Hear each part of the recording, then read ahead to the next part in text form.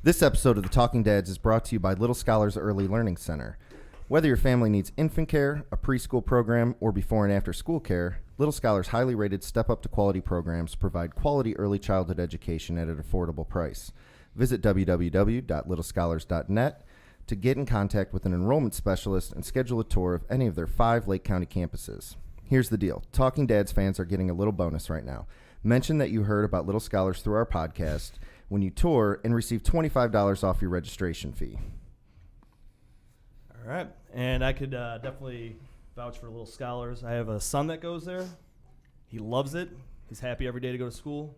I got to say, it's a great place. Check it out. At least come take a tour.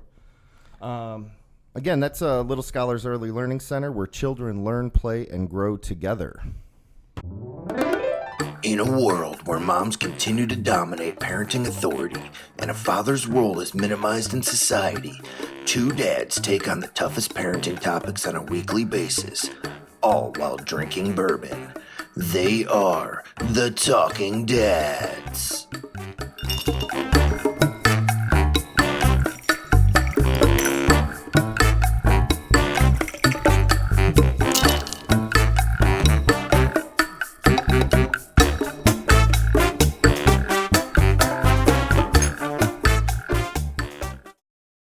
What's up, everyone? Thanks for tuning in to another episode of The Talking Dads. I am Ian, this is Steve, and tonight we have the Hammer Ninja himself, Mr. Shawn Richardson. Hello. This is episode 24, and we are doing our first, what did we call this, a teleconference? Teleconference, Skype. Or... We are not in the same room. We're not in the same room. We're not in the same place. So. Yes. I am in Atlanta. Yes. So in a garage. Atlanta in a garage. You got a pretty manly looking garage there, so we'll talk about that a little bit. But before we get started, what we always like to do is have you give us your dad profile. So just a few minutes on who you are or whatever, who you are, your kids, things like that. All right. Well, I'm Shawn, dad of 2. I have a son who's 6 and a daughter who's 4. I actually just picked up a part-time job, but for the last year and a bit, I've been a stay-at-home dad, so dishes and laundry and all that stuff and keeping children alive. I do that over the summer, so my wife was blessed by that. And I primarily do a lot of work out of my garage, making a piece of fitness equipment called the Bamf Hammer. That's the bodybuilding and mobility... hammer. Say that again. Sorry.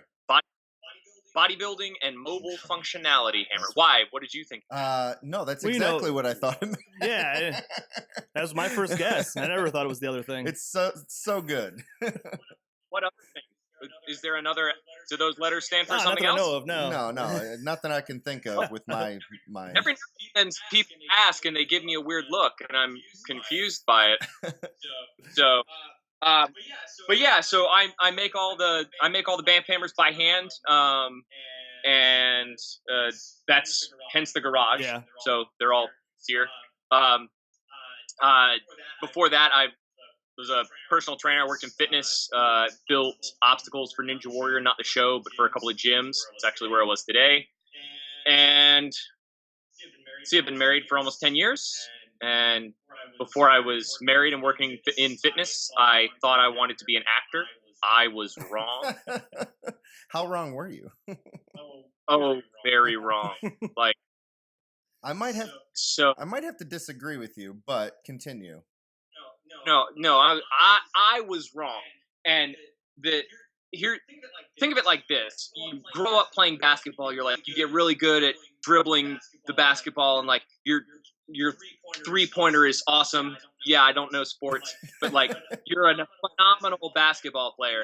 And then you go to the pros and they're like, hey, in addition to playing basketball, can you sew nets?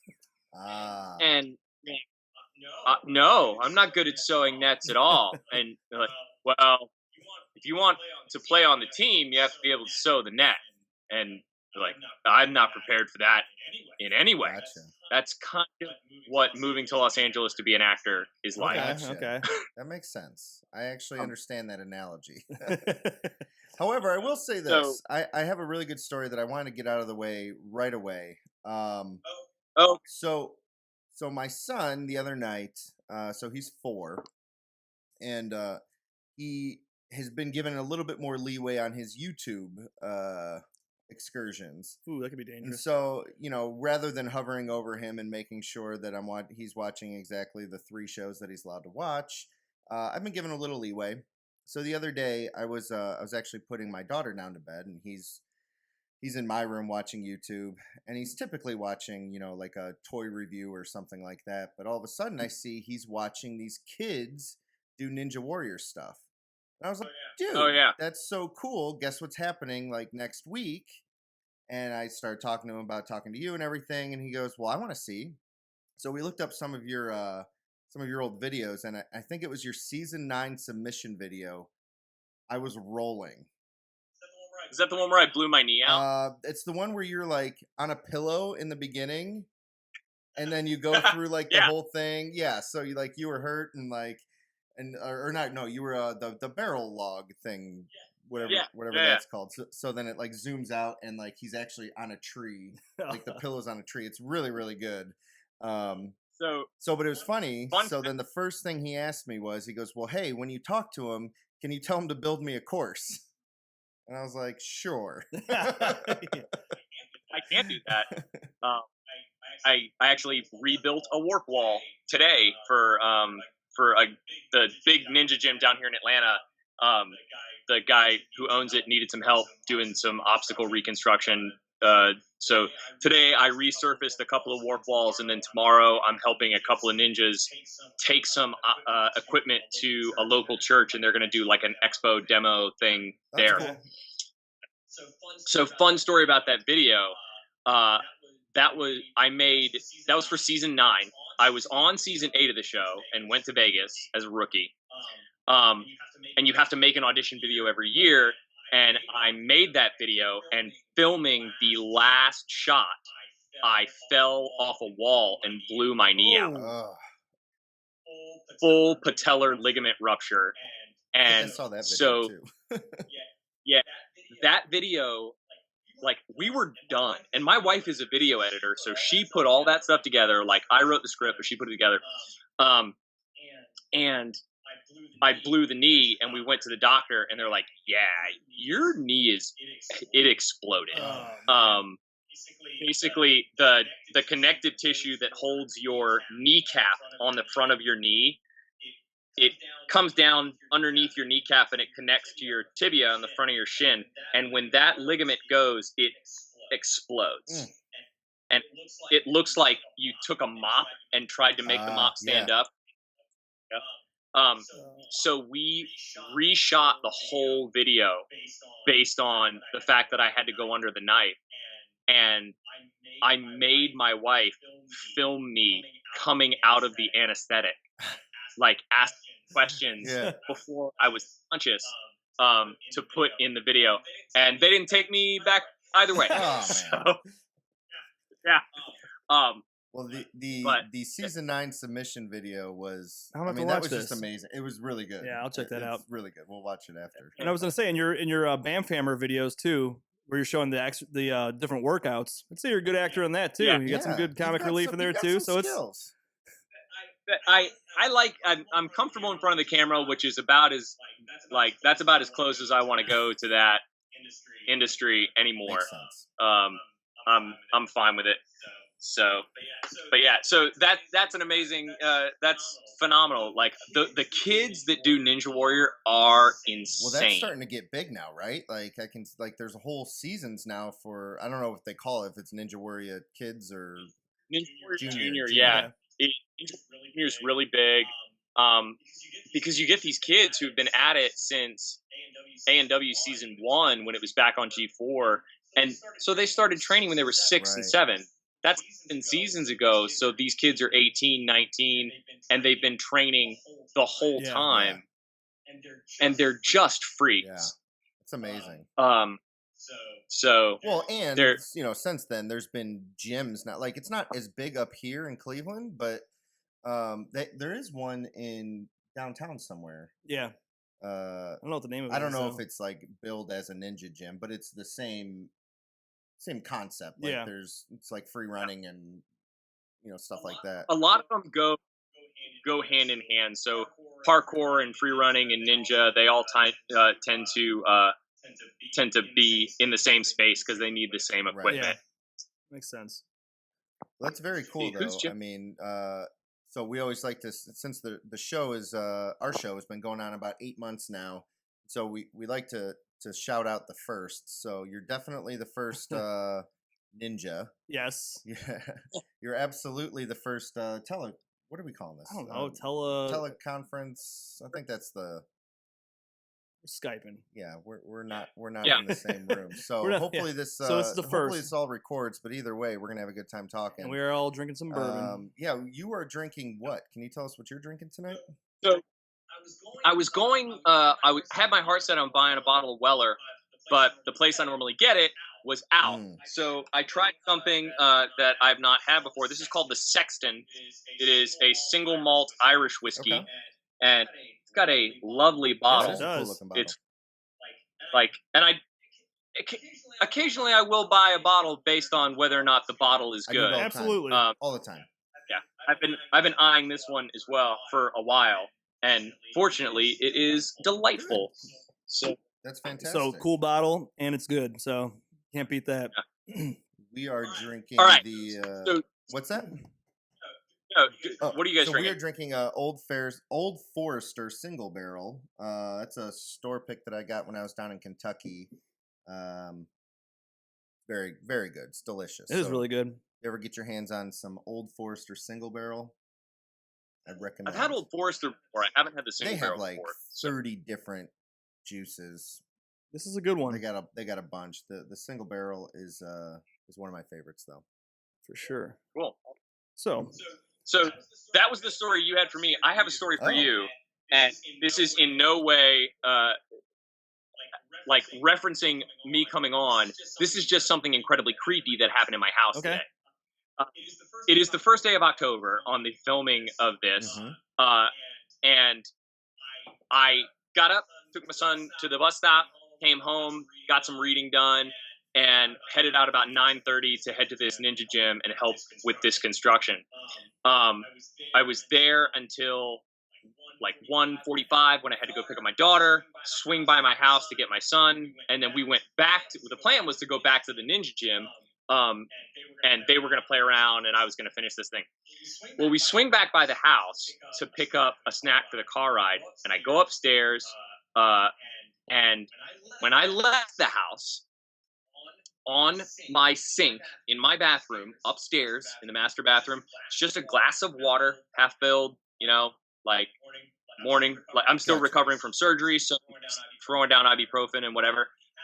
Half filled glass of water. When I leave the house at 9:30 and lock the doors and leave my dog asleep, that glass is empty. I come back at 2:30.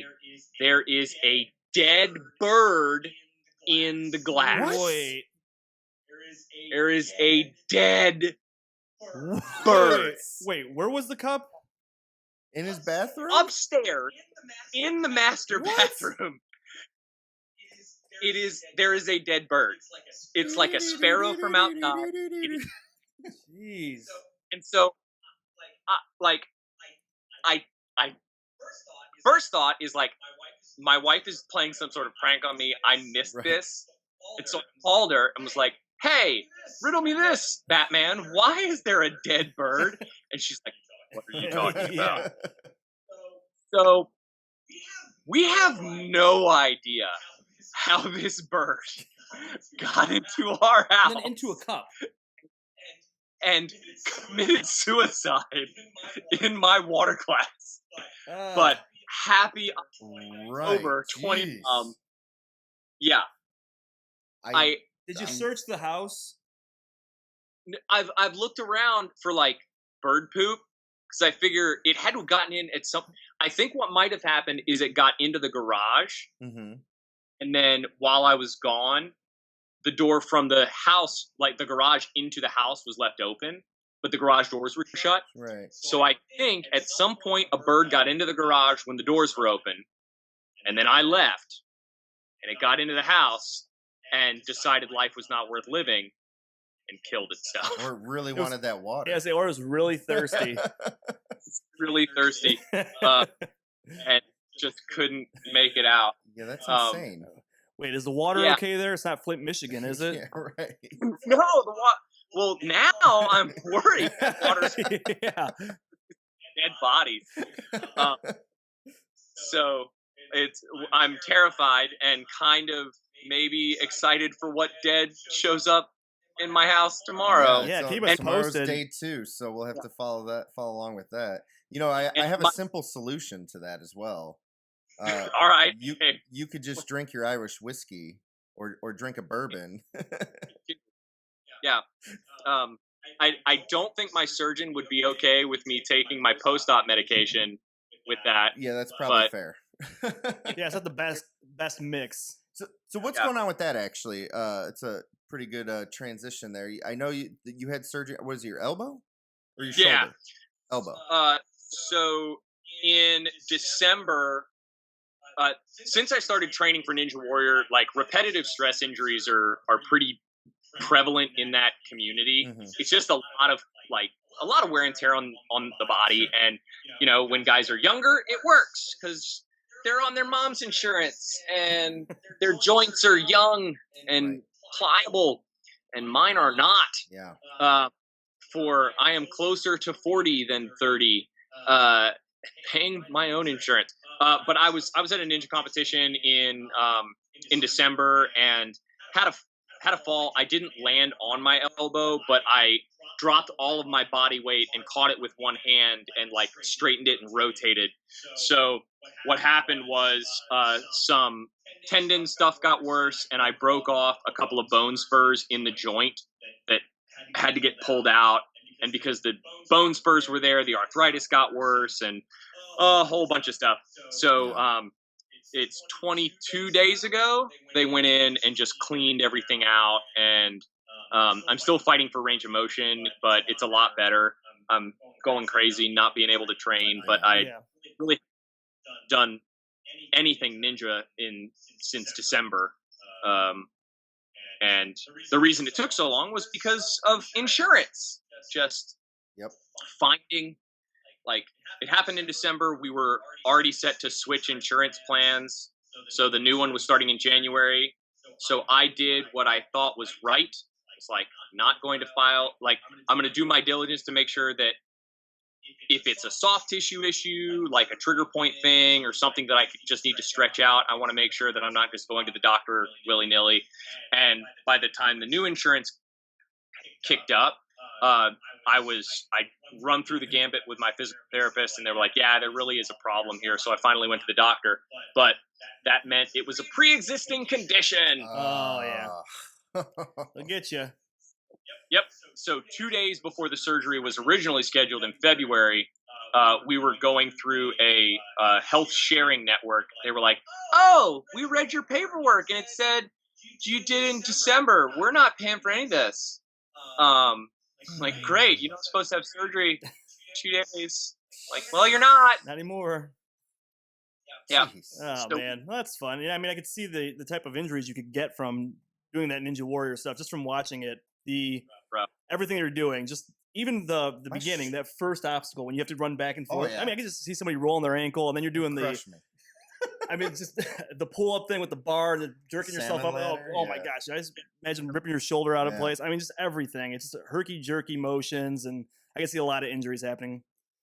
Yeah, it's a lot of repetitive stress stuff, and you know, occasionally somebody falls. Like, if you were following the show, they showed it. A guy in Vegas broke his lower leg in 3 places.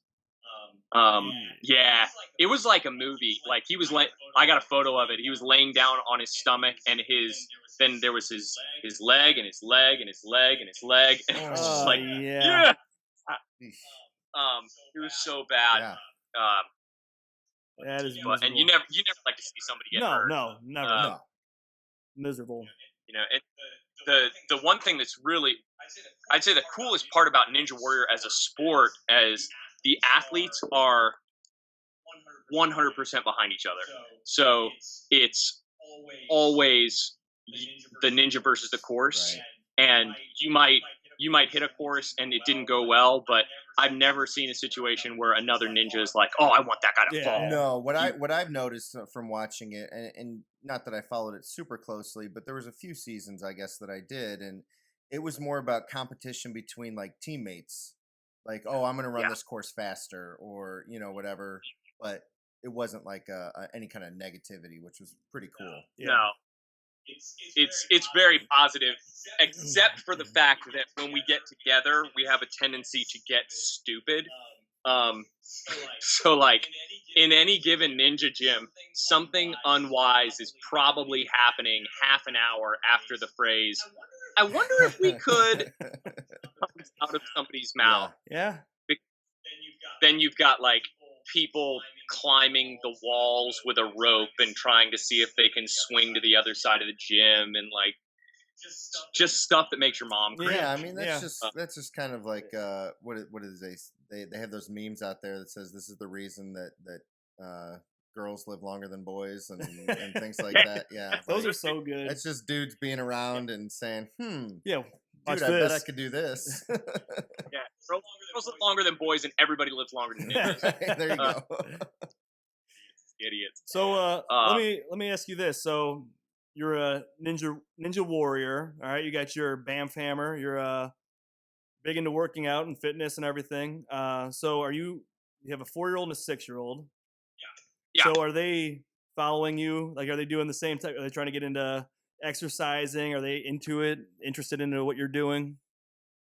Um, the spectacle of ninja and like doing the obstacles, it appeals to both of my kids. The place that I was building obstacles at today, they let them come in and they were just like running around, and the coaching staff was helping, so that was great. It's gonna be interesting to see where my kids go. Like, I can see my son wanting to do ninja. My daughter doesn't like the rule of law. Like, and you get on a ninja course and they go, "Okay, you're doing this," and my son will look at that and go, "I want to do that well." My daughter will look at that and go, "Who are you to tell me what to do?" So I think she's still very physical. She's still very active, but she might, who knows where she'll end Yeah. up. My wife and I do the best job we can to keep them as active as possible. So like we'll go and hike. The nice thing about being in North Atlanta is there's lots of hiking relatively close. You just go out into the woods. Before my surgery, I made both of them swords. Just got some oak and like made 2 giant wooden swords for each of them, so they go out in the backyard and like hack at trees. Awesome. Anything to keep them from sitting in front of the television all day. Absolutely. So like the way that technology is addictive, Sure. it's so hard trying to go keep their attention somewhere else, and occasionally it's just like, okay, turn the TV off, you throw them outside, go ride your bike, go somewhere else, go here. Just for a half an hour, you can't be sitting on your Sure. butt. So the hope is to drive them to be as physically active as possible, but my daughter might rebel and be like, "I want to design cakes," and never go outside again. Who knows? Yeah, but I mean, then you'd always have a good supply of cakes. That's so. true. Do like Great British Bake Off. It It is good Uh, stuff. is the show. So I had a question too. So, given that you've been a stay-at-home dad, which I don't necessarily know how. I guess that's different to everyone, and like I know from, and we know from behind the scenes, like the work that you do with the BAMF hammer, and the work that you do with just being like a fitness ambassador and being active in like the dad spheres online. Now it doesn't always pay, but I mean, so I guess the question is like between ninja and like being a personal trainer and things like that. How has that, I guess, transformed your dad's style, like your style of fatherhood, and especially being a stay at home where you, especially over the summer, you had them most of the time? Yeah. I'd say the biggest thing is both of my kids are used to having metal shards pulled out of their feet. Lots of time in the garage. Yeah. It's pretty standard. Like I pull a metal splinter out of a foot once a week. So to the point where it's no big deal. It's just like, oh, I got another splinter. Good. I went and picked up a pair of tweezers that actually have a little flashlight in them, so I can just grab the foot and yank it out. That's a good idea. Both of my kids know how to watch me weld. It's not a useful skill, but Hey, um, it's definitely interesting. And there's a whole lot of me going, well, there's no frame of reference for me here, so we're just gonna make this up. right. Um, Well, that was my question, I there's guess. Like I've met a few other stay-at-home dads, and certainly know a few stay-at-home moms, and it all seems to be kind of typical, which isn't necessarily bad, but yeah. I don't see you as being fitting that mold, and so that's kind of what I was getting at. Well, I mean, it's I don't know if I would. I am a stay-at-home dad. Like, there's a lot of minutia around the house that falls to me, which is fine. I mean, and my wife is fantastic, and we share a lot of stuff. So it's not like, Right. you know, I just don't want to get an email about the things I say on this podcast. Why do you think that? Just don't want to do it. But I'm also trying to start like a small business. So a big thing for me is being as organized as possible and going, okay, because I'll just keep working, Right. like, and go, like right over there. There's a set of hammer handles that haven't been welded yet, and it'll bother Right. me if you continue to see them. But if I don't put restraints around starting the small business, the fact that it's not there yet, I'll just neglect the kids and park them in front of the TV, or whatever. Speaking of which, if anybody from Netflix is listening, you're 3 episodes, and then Are You Still Watching thing It's a nightmare. judges my... No, kids shows are shorter. They need to be based on time. Okay, Agreed. 3 episodes of My Little Pony is only like 60 minutes of welding. So, dang You it. should be able to adjust those. Should be able to adjust it just for the kids' programs. Yes, maybe I need to be reminded to go outside if I've been watching Fringe for 4 hours. Yeah, right. Stop judging me as a parent. But I think it's led to some interesting choices that my wife and I have made. Like, we try and teach our kids to be as autonomous as possible. Like, Yeah. that when they ask for something, it's like, you really need me to do that for you? I like that. Pretty sure you can do that by yourself. It leads to its own set of problems. Like, my daughter, when left by herself, is a complete terror. But What were you thinking? like- Well, I thought I could do it myself. no, like the I think the most recent one, she took one of those ice packs with the little gel Yeah. orbs in it, freeze, and she bit it open and poured it into a sink and filled it with water because they watched a YouTube video where the orbs get Orbeez, bigger. yeah. So I had to spend the day figuring out how to get all those things out of a sink, and like so. But then it was, all right, Cora, get in here. Here are my tools. You're not going out. You're going to sit with me, and when I need a tool, you're going to hand it to me because this is your mess, and we're going to clean it up. A lot of it's messier, but I think there's a lot more education in messy Sure. for kids. Yeah. 100%. Like, and I look at the way that, so she's in pre-K, my son's in first grade, and I look at the way the education system is like, okay, we're gonna systematize everything. Like that just doesn't work for all the kids. Yeah. It doesn't. And for the same, and it's the same with adults. Like the three of us are going to learn more about each other in this conversation than we ever would reading a personality test on. Sure. You just got to get messy. And so with kids, it's especially important. Like, how else are they going to learn that it's okay to fail? Yeah. And not crush themselves emotionally. It's like, oh, that didn't work. Let's figure out why. And it's no big deal. It's not going to affect their self-esteem or whatever. You know, I fight that all the time. I was telling you before we started this. So for a living, I own childcare centers, and one thing that I fight all the time is, and I'm just going to use a really simple example, meal like lunchtime.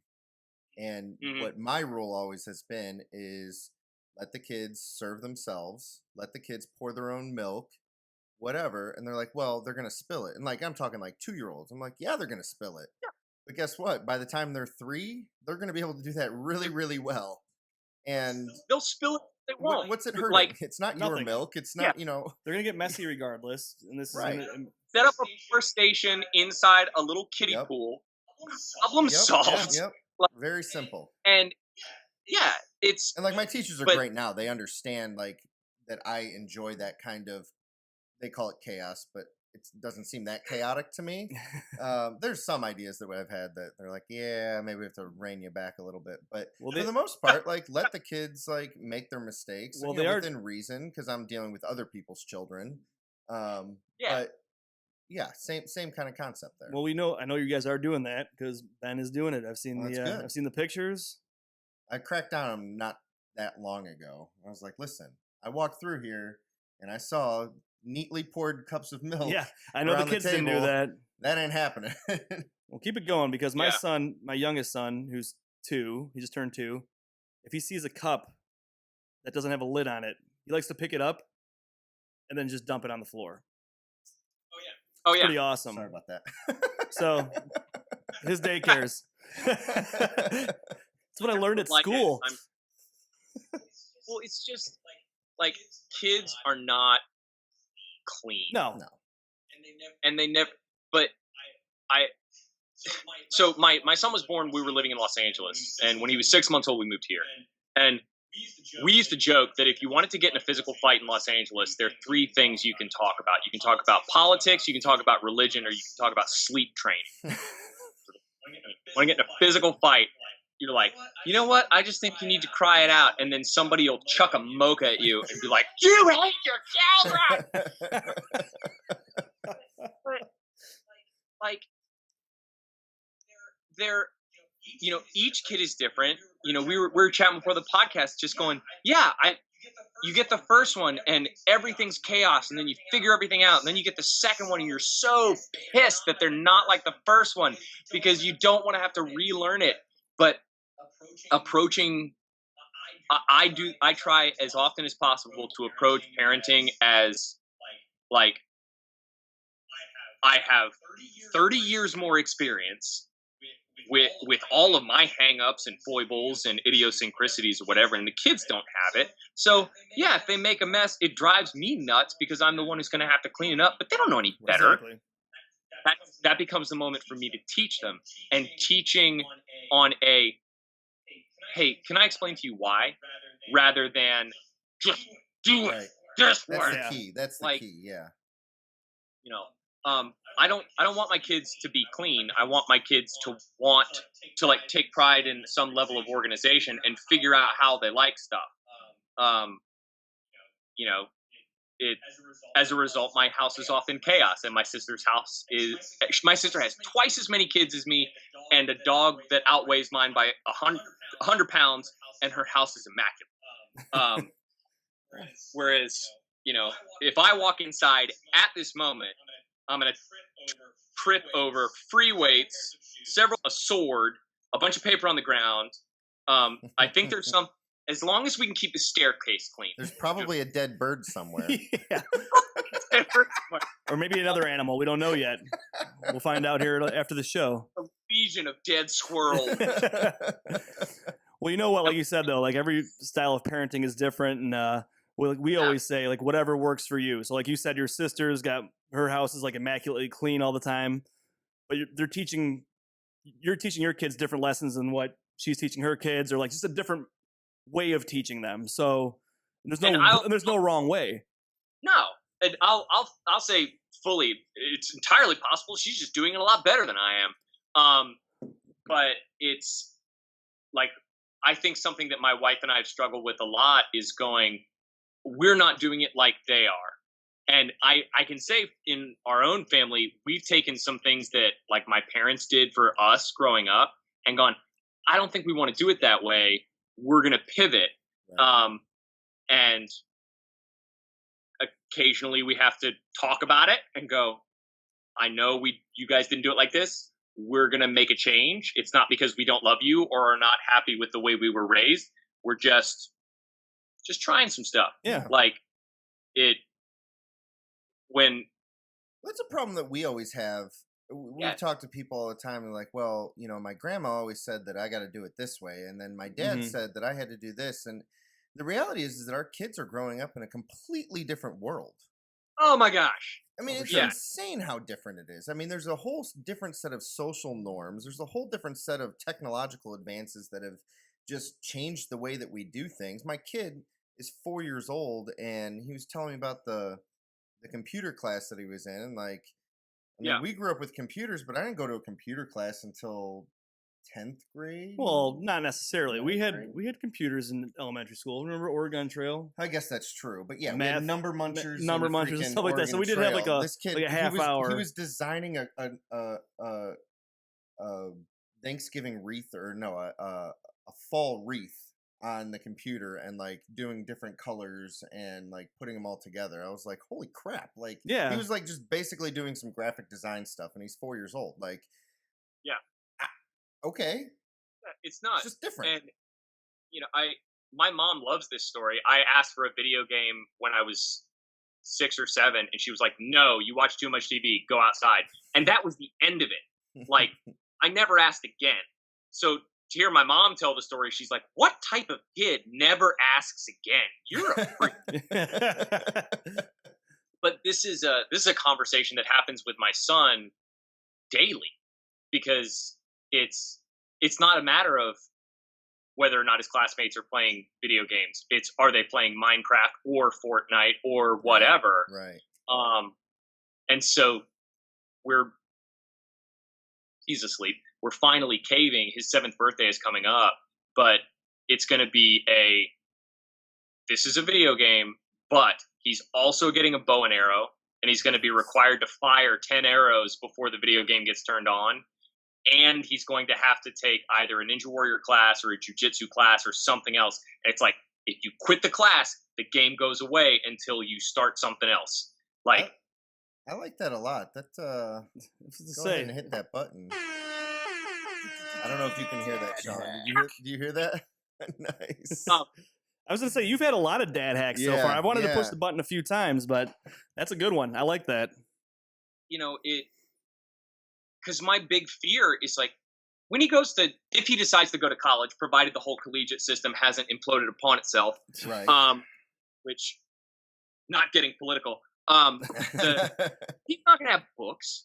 He's going to have one tablet, and he's going to be able to download everything that he needs on it. Mm-hmm. So, for my parents to look at me and go, "You don't need a video game," I could probably get through my life and have that be just fine. Right. But for us to look at our kids and go, as far as technology has come, we're going to stick your fingers in your ears and go, no.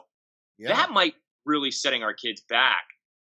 Well, that's the hard argument. Like, we've talked to a lot of people who are like, we do 0 screen time. My kids have never seen a screen. And I'm like, good for you. But that's the future. I worry that your kids are going to be behind then, because they're going to now have to learn, just basic operation while the other kids are flying through. You know what I mean? Like, and there has to be some kind of a balance. I really like what you said about, because actually my son has been asking me, he wants to learn Mario. So yeah, why that's the first one and it's not like, where the hell did he even find Mario I have from? No idea. Well, I really don't know. I did notice that one of the kids in his class though has a Mario Brothers backpack. Oh, so that might be. And okay. so maybe that's how it started. Hey, better he starts talking about Mario. My 4-year-old started talking about Pennywise out of nowhere, and I have no clue. So where did the bird really come from? Right? Look, she's just not that good of an actress because I confronted her about it. I was like, Cora, did you find a dead bird outside and put it in my glass? No, I did. Like, she saw the bird and was scared. All right, well, that's good. So she's either developing split personalities or That's amazing. but yeah, like, it's a coin toss whether or not your credit card being a chip in the back of your hand is going to happen before our kids are in high school or after. It's not like I remember where I was when Facebook started as a thing. And now to go, hey, you remember that thing that your roommate came in and you were like, no, that's stupid. Yeah, now you can't be president unless you have enough followers on that. Yeah. So if we didn't sound enough like old fuddy-duddies. And get off my lawn, too. But I mean, I think that as parents, like, so we have the, and I suppose any generation can say this, but we're in that weird generation where we kind of grew up with the stuff, but certainly where it started to where it's at now in the last 15 years has just exploded. But our kids are growing up with that. Yeah. And it's just it's a balance that you have to make because, I do want to make my kids go outside and go run around, and my son loves baseball. He'll play baseball all day and all night. But if he's not doing that, he wants to watch YouTube. And so I struggle to find other things for him to do. I got him in a basketball class right now, and I was there earlier today. And the first thing I texted my wife was, I don't think basketball's in his future. Like, he's just not that kind of coordinated. Well, it's tough, though, because, I mean, you want your kids to be active. Right. And you want to try to see what they like, right? So, and at the same time, there's these 4, right? Right. So it's like, yeah, we're not going to figure it all out right away. Right. I mean, they'll figure it out. Like, like we have a friend his son had no interest in sports whatsoever until I'm talking about Tommy. Oh, yeah. So he was like in what, 9th grade? Yeah, something like that. Yeah. So, I mean, it's like just getting into high school. Just figure it out as you go. But I mean, it's like, I think we're trying so hard. Like, I want my son to have some type of organized sports or any type of organization in general. Like right now we have him like he's we did karate and then we're doing gymnastics and we're just trying different things to see if like just to have a teacher or like a coach or somebody besides us telling him what to do and any type of structure. Right, because I think that's important too. Is having other adult role models because they typically listen to them way more than they listen to us. I mean, oh yeah. I think it's really important to do like some sort of and trying and going, I don't like this. It's okay not to like it. Like working with athletes, it's not the same because obviously they don't come home to my house and complain about the food that I made. But I've done coaching in a lot of different realms, and specifically when I was working. I wasn't coaching CrossFit. I was working for a CrossFit competitor as a brand competitor. And you'd have people come in and just go with this feeling like they need to be doing it. I'm like, yeah, but you hate it here. Yeah. Like, you don't like this stuff. And they're like, yeah, but I just feel like I need to be losing weight and doing this. I'm like, okay, I like the whole responsibility over your physical form thing, but this is not middle school gym class. You don't pay me enough for your bad attitude. Right. I'm not a gym teacher. Just because you pay your dues, you don't get to come in and be like, I don't want to do this stuff. I'm like, okay, well, bye. Go away. Yeah. Like, why you? But knowing that you don't want to do CrossFit, that's fine. No, go find something you want to do. You like hiking? Go hike. Yeah. You like swimming? Go swim. Okay, these swimmers don't look the way you want to look. Okay, pick. Do you want to look the way you want to look, or do you want to be happy with the physical activity you're doing? Yeah. You don't like grow up. Well, that's don't, part of the aesthetic, like the enamorous, like, hey, my Instagram profile picture has to look like this. Yeah. Because again, and I'm guilty of it too. I mean, shoot, we take pictures of bourbon and crap like that. And I'm like, ooh, I got to get the lighting just right on this one. You know what I mean? Very like, true. I'm absolutely guilty of it. But I mean, I think that's part of our culture now is you don't necessarily do something for function. You do it for just like the looks. Like, how do I look like this? What does my lifestyle actually, look like too? I think I remember you actually having a conversation with, and we should mention him anyway, with Anthony about that. Like somebody coming to you and saying, "Hey, this is the way I want to look. How do I get there?" And I guess that's one way to go about it. But I don't know that that's what I would want to hear. It's hard because being a personal trainer is a lot more like being a shrink with weights. Like, because you were talking about getting your kids into something they like. So this will help kind of form this. In Russia or China, communist bloc countries, where there are millions of people and a government that doesn't really care if they live, whether or not a kid likes it doesn't matter. That's a country that wants gold medals. So they're going to siphon through all these kids and they're going to teach them this and this until they hit the puberty stage where their physiology goes, okay, this kid goes tall, you get to play volleyball. This kid gets short, you wrestle. This kid, and they just like separate them. And it's not a question of do you like it? It's a question of are you built for it? So and I'm not saying it's better at all. What I am saying is it's just an interesting way to go about it and be like, we're going to put you in something that you're more likely to succeed in. Where you look at the United States and go, you should be able to do whatever you want to do. And you're entitled to victory. No, you're freaking not. No, you're not. It's in some ways cruel to take a kid who I would look at and go, man, if I could just get that kid doing this sport, they would freaking wreck shop. And the kid's like, you know what I really want to do is I want to do ballet. I'm like, dude, you're Samoan. Your kneecaps are bigger than my head. You can squat 100 pounds in 6 months with a little bit of effort, and you want to strap on the tights. Okay, do it if you want, but it's going to be a harder road. And being honest about whether or not the road's hard. Some people are going to go, okay, hard road, game on, let's go. Yeah. So when it comes to transitioning that into my kids, looking at it and going, okay, how much do I want to say you can do whatever you want versus going, yeah, you can do this, but just know that if you make certain choices, you're choosing a much harder path. And there's nothing wrong with choosing the harder path. But if you choose it, don't expect it to be easy. That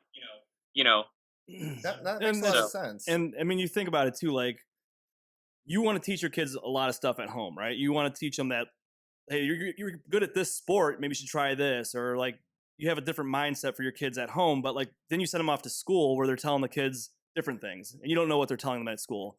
Like in some schools, they're telling them there's 56 different genders now, and you can't say this, you can't do the Pledge of Allegiance, and like just stuff, different things that you believe in, but it's different at school. It's just it's a lot. It's a very different time for our kids than it was for us growing up, and it's just that's kind of scary in a way too. I'll refill my cup to that because I mean we have control to a certain point. I mean that goes. I mean, our parents had the same thing too, right? Because you can't control what they're teaching you at school, but I mean, you hope that at home you teach them enough to make the right decision and believe in the right things without the outside noise teaching and them different to a things. point, you have some sort of control because you can choose not to send them. Well, that's the thing. Is like then that comes the question of sending them to a Catholic school or a private school to where they don't have to. They don't teach that type of thing. So that's a whole other subject. But it is. But it's interesting because I look at the way things are now and go, in as much as, and this is a hypothetical for my family, so we're not in this state right now. But in as much as I might look at a school that's teaching a lot of social stuff that I'm not necessarily okay with, I kind of look at where our culture is going and go, maybe I still want to send my kids there and go, you can disagree and still be friends with everybody. Yeah. Just go, what would it be like to teach my 7-year-old to say, I respect your opinion, I disagree, can we still be friends? And just see where it lands. I feel like so much of parenting just going, coin flip, let's see how that one turns out. No, that's really good. So, I mean, one of the things that we say all the time is at the end of the day, what we try and do is raise good humans, and I don't think that has to be any simpler than that. If you can, you can have a different set of morals and values than I do, but if at the end of the day, both of our goals is to raise good humans and our kids meet up one day, I'm very confident that they'll be able to get along and or be productive in whatever setting it is that they happen to meet. Mm-hmm. I looking back like through American history, there once was a point in time where politicians would be like at each other's throats arguing about stuff, and it would go from the House floor to the kids' baseball game because their kids both went to the same schools and they're on the same baseball team, and it's like Jimmy's up and it's like, yeah, Jimmy hit a home run, and Jimmy gets on first, and then Jimmy's dad turns to Steve's dad and is like, listen, you were saying that bill on appropriations was this. You're totally wrong. And then Steve gets up to bat and they're both like, yay, Steve. And then they go to after game. It's like, I can't believe you think that we should do this. Okay, next round of beers on me. What do you want to drink? You're drinking that? Fantastic. You're still totally wrong, and I'll be right back. Like, that used to be a thing. And I don't know where along the line there's a decent historical argument for the day that Washington left office. But like, I don't know where along the line it became you disagree with me? Yeah. Instead of trying to convince you I'm right, I just want you to die. Right. It's way over the top now. What's even worse now is I'm not even going to try to convince you. I just think you're wrong and I want nothing to do with you. I want you to lose your job. I want you to lose, you know what I mean? Yeah. Like, I need to make sure that everyone only hears my point of view. And that's crap. Like, It's a whole thing. I mean, I just can't say enough about it. It's a mess. Honestly, having talked this much about politics, this little bit, my wife is probably going to listen to this and go, you've made a mistake. You know what? We certainly don't hope so. It's one of the things you just should never talk about. Never talk about. But yeah, she just is. She's like, you can do whatever you want. I'll support the Hammer. I'll support Ninja. I'll do whatever. Not politics. Not doing politics. Because you can't. I can't go into politics. I am taking my family into politics now. Right. Like, if I got into something, it's not me. It's my wife and it's my kids and it's the rest of their lives with people going, "You're dead." Anyone that you interact with, right? Like, yeah. And that can be good and bad. Like, if you're in for that life, great. And as long as everyone else is in for it too. Yeah. But you gotta come to terms on that. Right. So my wife's put the kibosh on it. It's like, big hammers, yes. Politics, no. Is that something that you aspired to at one point, though? It's something I think about a lot. It would never work. Because what my general political position, without getting into specifics, tends to be going to the middle and going, hey, if you guys could just agree to disagree on two things and everybody in the middle turns to the 15% on either side and goes, will you shut up for us, please? like I think a lot more people would be happy. And I've heard some lectures where people are like, okay, so you think this and this, you actually are a this, and all the college students go, whoa. How dare you label me? Yeah. No, seriously, you're a this, you just don't want to be for X, Y, and Z reason. As of now, I've gotten permission to run for the head of the HOA in my neighborhood, and my wife's like, you can do that. So, all right, close enough. There you go. That is not a job that I would want. No, I don't want the job either, but she sent an email out about the restrictions on trick-or-treating, and I don't know why, but I was like, how dare you? Wait a minute. We have, like, apparently, my neighborhood has, like, a 6 to 8:30 trick-or-treating window. And I'm like, what? And don't get me wrong, I have 6 and 4. My kids are not going to be out super late, but 6 to 8:30? What are you talking about? And I get it. You don't want the high school kids out egging houses. Well, guess what? I bought a house. That means every year at Halloween, I might have to clean up eggs. That's how this rolls. Fine. It's part of their growing up. If I catch them, I will hurt them. That's the risk. Also, is an 8:30 p.m. restriction going to stop a kid from egging your house? No, because they're still going to be outside. It's like, oh yeah, I mean, 8:30. Hold on. Here's the kicker: is there a rule that says that children are not allowed to egg houses? Yeah.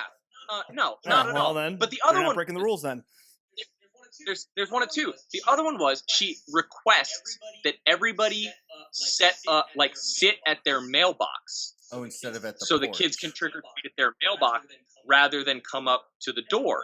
And I'm going, at this point, you are just picking. If you want to set up shop at your mailbox, you have a choice. You do it. Yeah, you're great. But so I might go, you're mean and you're no fun. And I shall run against you. There you go. Make a change. New to my neighborhood. I've been here for 3 months. Halloween and I'm already for all. Next year's Halloween's going to be amazing. I should have been the best ever. No further. Oh, that's incredible. I'm excited for Halloween. So I want to hear how you two liked the workout with the hammer. Well, I think the better question is, how did you feel about watching the video? Because I know you commented and you saw how we were starting to slowly just die after. That was rough. Look, I've watched many a person slowly die at the feet of this thing that I've made. I've come to terms with it. It does bring me joy. As it should. Knowing the weaker parts of you are slowly dying. So, dude, here's my big takeaway from it is, number one, it's awesome. Yeah. I didn't expect. So, like, I'd followed your accounts and stuff like that for a while now, but so I would see some stuff and I'm like, oh, that's kind of cool how they're doing that movement. And then when we got the thing, I was like, this is way fucking bigger than I thought. Yeah, as soon as we pulled it out of the box, I'm like, dude, I'm not gonna. I don't know what the hell we're gonna swing this thing around. I remember telling him, I'm like, dude, this thing showed up at my house today, and I don't think I'm worthy. like it's 40. It does not feel like 40 pounds. First of all, no. And it's the weight distribution. It's just the way it is. I mean, the thing was pretty brutal. But we when we got started, we took it outside and we did the exercise that you told us to do, the workout you told us to do, and we did a pretty good job. Yeah. I thought you guys did great. First time out, you guys went through a lot more reps than I normally recommend people getting started. Well, funny story. Truthfully, we did it 4 sets instead of 3 sets because we read it wrong. We're like, oh, this isn't that bad. We only have to do it one time through, and we're like, we stopped recording and we read it again. We're like, shit. I'm like, well, maybe we can do it twice and then I'll splice it together. I'm like, dude, that's gonna look like shit. Like, so we did the whole thing again, and it was great though. And to be honest, I mean, like once we got moving, it was. I'm not gonna say it was easy. Kicked my ass. I was dying, but once we figured it out, what I didn't expect was like the core. Oh, dude, the core. Like, not only that, I don't know why I didn't expect it, given the workout that we were doing. 2 days later, I couldn't even walk. Yeah. Like I was struggling. So, it was awesome. It was a lot of fun. Thanks. The cool thing about it, and honestly, it's all accidental. Like, I built the first one not as a joke, but just I was watching a movie. We won't say which one. Pretty sure I have an idea. I don't think you do. Oh. You thought the acronym was something else. But I was like, I don't think you can throw a hammer like a baseball. I just don't think you can. The weight distribution doesn't work that way. And I've been coaching this point and just kind of put one together to see if I was right. I was like, I think that's going to blow your shoulder out. You just like can't do it. And when I built it, the first thing that happened was I almost tore my shoulder out of socket. Uh-huh. But then I started messing with it like a kettlebell and kind of learning from the tool of going, this, you talk about the core aspect of it. Like, holding a weird object means you really have to be paying attention to what's going on, not just in my arm that's holding onto the hammer, but in everything from the floor to the hammer. Just it's slightly different.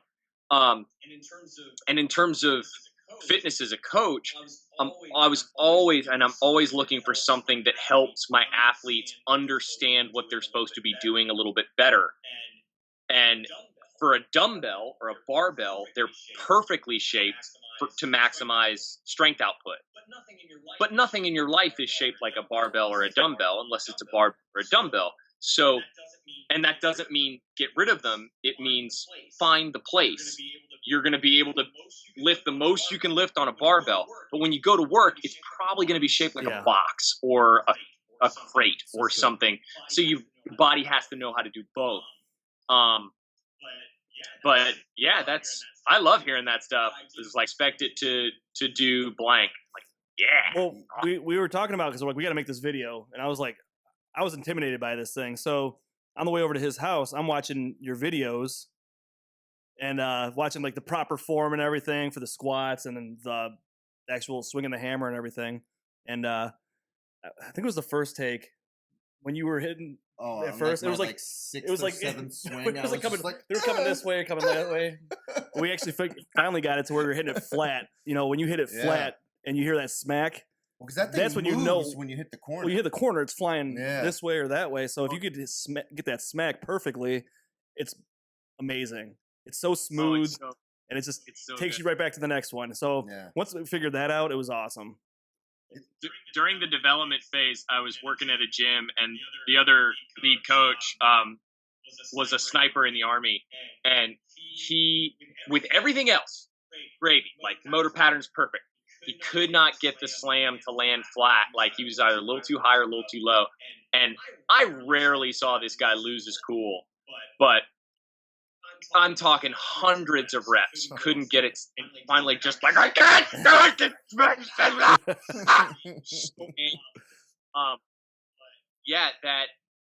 But for non-athletes, when you get it right, you're like, oh, I got it right. Like, that was it. It's a satisfying sound. It is, man. Oh, and feeling, and too. Actually, like, not only that, though, like, that sound, like, when you're hitting it, like, right, it actually hurt my ears. Like, I felt like I shot a gun. Like, I mean, it was loud. And it was echoing off all the houses. I was like, no, we got it.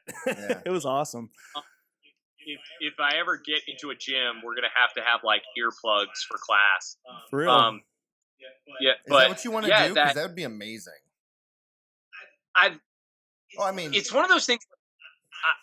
I love coaching. Like, I love working with athletes. I think the United States has a really jacked up view of what healthy is in a lot of different regards.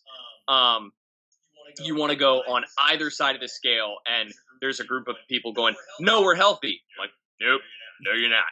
And it's because healthy and the aesthetic are linked together, like they're the same thing. I'm like, no. But also, like, what do you want to do? You look at the guys who do strongman, they got to be huge. They're giving themselves sleep apnea because they just need to be bigger. But if that's what they want to do, like, if they're fulfilled in doing that sport, great, go do that thing. I like crawling into the gap with people and who are like, I just feel like I'm not enough. I'm like, nope, that's bullshit. You're totally enough. You're just 10 pounds heavier and totally enough. If your worth as a person could is actually found in the way your body looks, so many of us are screwed. Right. Yeah. Well, and And there's so many other issues going on. Yeah. Like, you get to be 65, you're never going to hit your physical peak again. So how close are we to saying you get to die now? Like, no, that's not how that goes. The argument immediately starts to fall apart when you start pushing on the limits of it. But it takes somebody coming in and going, look, I can't make you better. I tell this to my athletes all the time. I can't make you better. I can make you faster. I can make you stronger. I can make you leaner. I can make you more muscular. But that's not better, because better requires context. I can make you better than.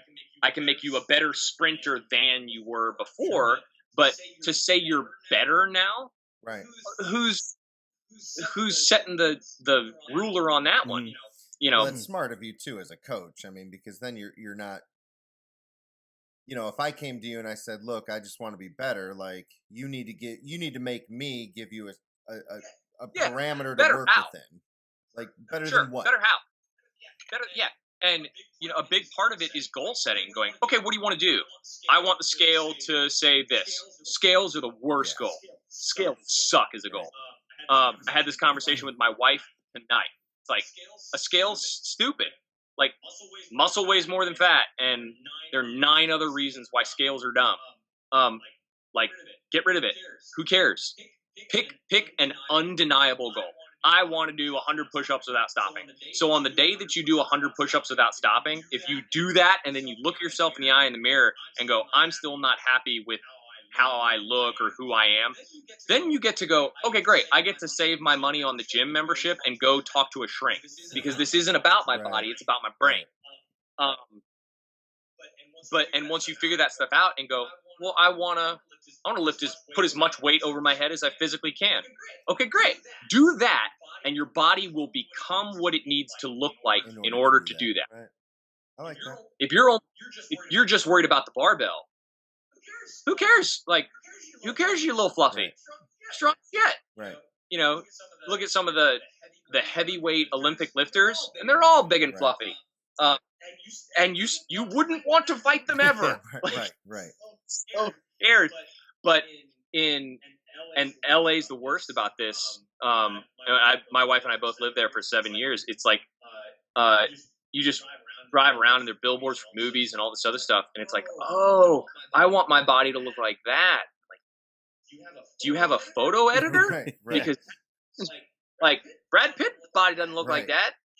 He was given that by a guy named Steve with like a gut and Cheeto dust on his finger. Like, Just leaning back with the mouse. Yeah. exactly. And it. So I like doing that. And you asked about a gym. I've got an idea for something. It would take an investor who would be very brave, because it'd be me going, I need your money, and you get no say. I'm doing this exactly how I want, and if you're not going to play ball, I don't want any piece of you. I don't know though. Like, so group fitness has become more of a thing. I think, at least from my perspective, at least up here, I think it's become more of a thing in recent years. I mean, one of the things that I've done is started doing like these boxing classes, and it's a great workout. I enjoy it much more than going to do my like high school football workout routine that didn't get me anywhere and I hated doing. So I started doing that. And actually, one thing that wasn't ever discussed was the last day before I had to send the hammer out, I took it to my boxing gym. And my instructor, the instructor that day was like so pumped.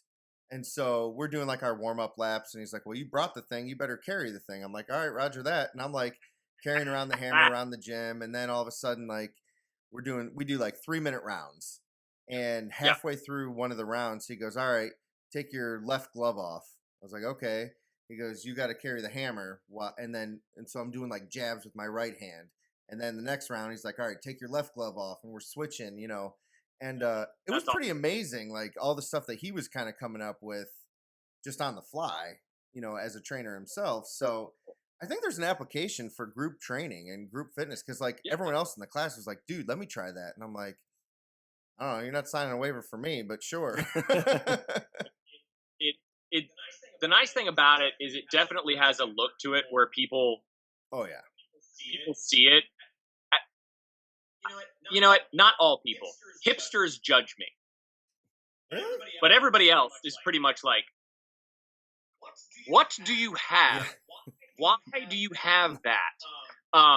And so like I don't have to initiate much conversation. I've just gotten good at catching people looking surreptitiously and going, "I see you. Yeah. Come talk to me." Right. I'm actually working on a Bamf Hammer shirt to put on the website, and on the back it's gonna say, "I see you looking." That's awesome. That's it. I mean, that's But- that's exactly what it is, though. I mean, we were doing the video. We had neighbors walking by and stuff like that, and they're like, "How are these guys doing? Yeah, seriously, are they trying to break the Are they driveway? breaking up the driveway? It's an odd-looking yeah. sledgehammer." Yeah. So, are you either of you guys know the comedian John Crist? I don't. I don't think He's on Instagram. He's got a big following on Instagram. He does a lot of like Christian satire stuff. But I got kind of shown his stuff because I take my hammer to like a big box gym called One Life here, and they're really great. One Life Fitness in Atlanta is great about letting me come in and train with the hammer outside, and they're fantastic about it. But I'm just throwing down, and somebody inside took a photo of me through the window and sent it to this online comedian who ripped me Really? to his million followers. And now it's really awkward because I've met the woman who took the photo, and it's like, "Hey, remember that time you sent a photo of me working out to that online comedian? Could he please tag me Well, I was can gonna get say, like, let me at least get some credit for it. You know how I didn't tell the gym to revoke your membership for violating their policy? Right. Please have him be nice to me." But like, I get it. I had friends go, "Are you mad?" I'm like, "No, I'm carrying a giant hammer into a gym. I know I look like a psycho, but the nice thing is I've never had a scenario where somebody finally comes up and goes, "Okay, I gotta know, what are you doing?" And I give them the hammer and start coaching them through some stuff, and they're like, "Oh, this is actually a thing." And I'm like, "Yeah, it's a friggin' thing. I know you've seen cosplay, and they show up at Comic-Con with their giant things made of foam. No, it's heavy as crap, and it'll teach you something if you're willing to learn." And that's fun. I love that. I love getting into that with people. And so I think I'm probably not going to be satisfied until I have a gym. But I've worked for enough other companies that I'm like, I'm not going to do it until I can do it exactly the way that I want. Yeah. So yeah, I mean, I like again, going back to like the group fitness thing, like I just see this, and again, that's your thing, not mine, but like if it was me, like, okay, how do I train enough people to lead these workouts? And then you get gyms to like buy just a ton of these hammers, and they're only allowed to have like a certified Bamf hammer instructor. You know, I mean, that kind of thing. Like that's the way I would see it. But no, it's the goal. Yeah. Like the model I have is for a group training facility, but there's no way I'm going to be able to do it until I can offload production. Right. Yeah. Because oh yeah, I mean, you're right. doing it all So yourself. I mean, you guys are looking at me. Let's see. There's where their handles are welded, and there is where the rubber is cut. Okay. it's amazing. And we are in my garage. Like every Bamf hammer is made right here. That's the handle drying rack on the wall, and all the extra rubber is over there. Like I can't start a gym while I'm still making these things. Sure.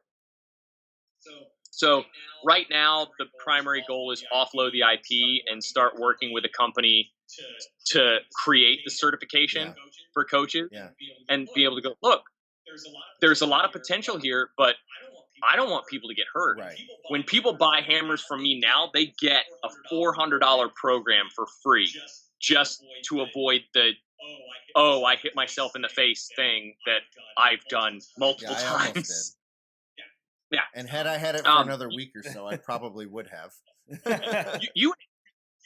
Dude, honestly, like the slams, I didn't want to put those in the beginner training program because you slam it and it comes right back at you. I just don't want people to get hurt. But I was talking to my wife and a couple of buddies who work in fitness. It's like I have to teach people how to slam from day one because guys are going to be like, I'm slamming this hammer. Yeah. I'm like, dude, there's a way to do it. So you like, I had to put the protocol in there just to prevent the injury. But I think it's a well-rounded 12-week program, and it works. It gets people there if they actually do it. And going back to the slams, at least when we received the traveling hammer box, what I liked is I won't call it a disclaimer, but it says right there on the box, don't hit yourself in the face. But if you do, make sure you get it on film. Which is great. Like, I don't want anybody to get hurt. But if somebody gets hurt, it's probably going to be funny. Yeah, so go viral. 100%. That's good for everybody. So that's amazing. Yeah, no, dude, the hammer's awesome. It is.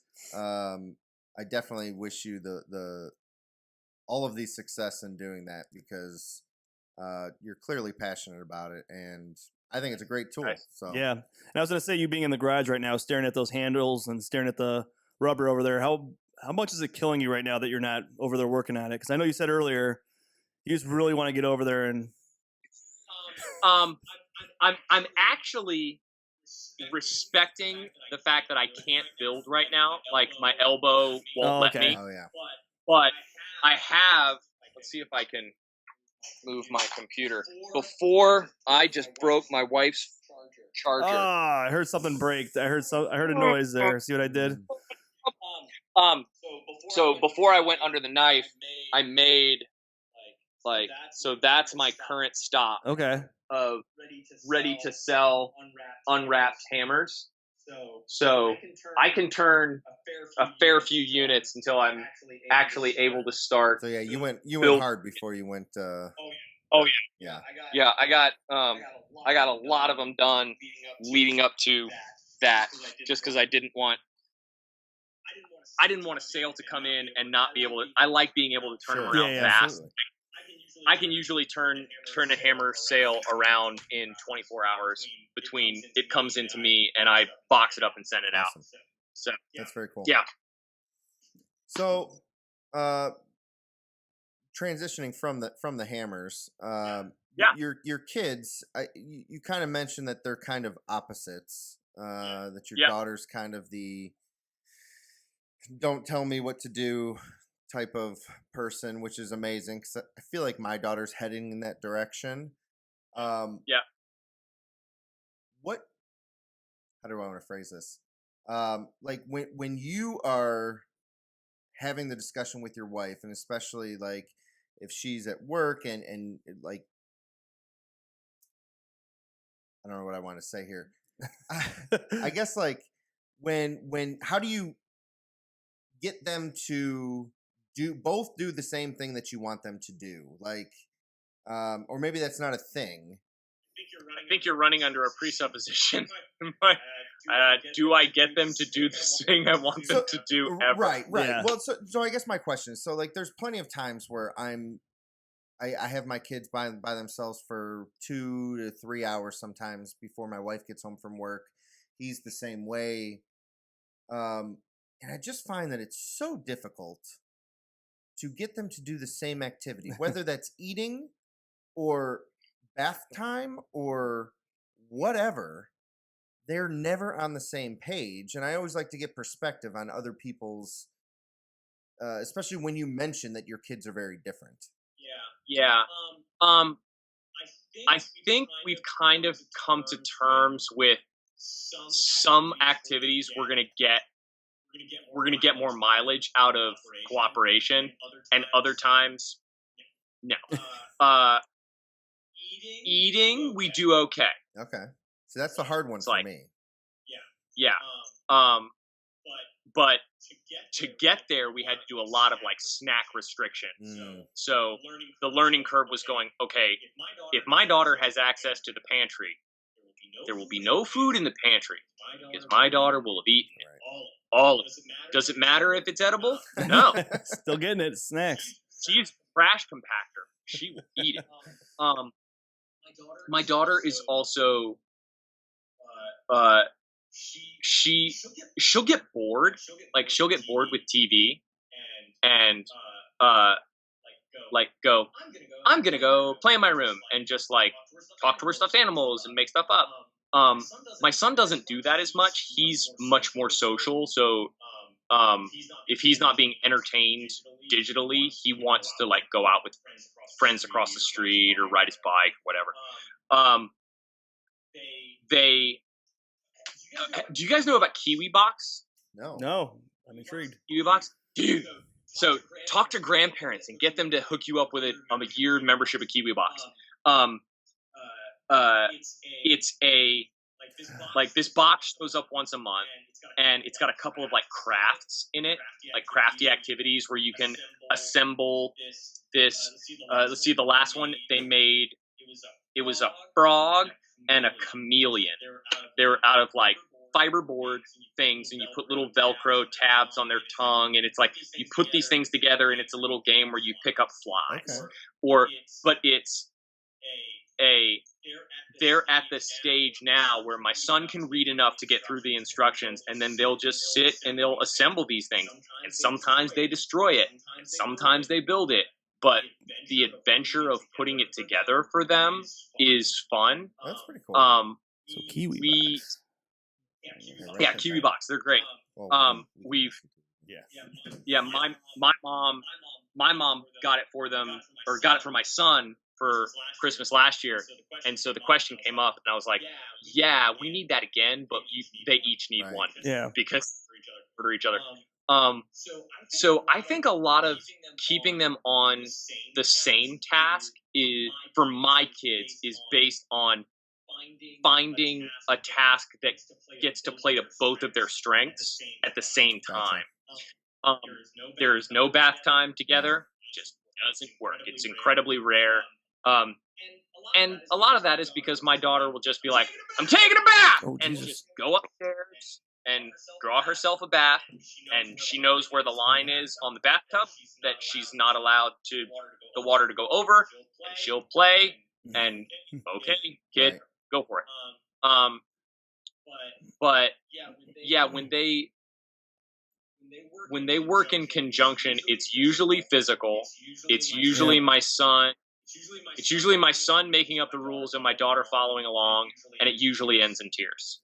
Yeah, I'm about to say that's usually how it goes. That makes sense. Yeah. I mean, when they're this young too, it's like the age difference of 2 years is It's pretty huge, big. right? I mean, so, and like I have 2 boys, and they're 2 years apart. So that's Half-Life. Yeah, I mean, that's exactly. So if they want to play together, it always ends in a battle. Because they want to play with that exact toy. Doesn't matter. They weren't interested in it before, but the moment one of them picks up that toy, the other one's interested, and then it's going to be a fist fight. Yep. So, my blood. It's mine. I want that. It's like, you didn't care about that a second ago. So, yeah, that's just... Yeah. And like, to get them to do the same thing at the same time, it works for a little bit, and then 2 different directions. Yeah. I think like physically if they are like, I'll lay on my back and we'll do airplanes, or I'll flip them onto the bed and stuff like that. If it's rough and tumble, they can pretty much go forever doing the same thing. That's exhausting. Hard leaving them both to their own devices to make peace. But what we've tried to do in that moment is like, we're not trying to keep peace. What we are trying to teach them now, and it's infuriating, because they just won't learn. But it's like, okay, if you do something that emotionally or physically damages your sibling, we try and make our kids own it. Like, all right, we'll separate until the screaming stops, but then it's bringing them back together and going, do you see what you did? Right. You chose this course and it affected your brother, sister this way. Right. Here's the Look, consequence. like, here's the consequence. What do you want to do? And sometimes it's, oh, that makes me feel bad. And sometimes they don't want to apologize. And that's the other one.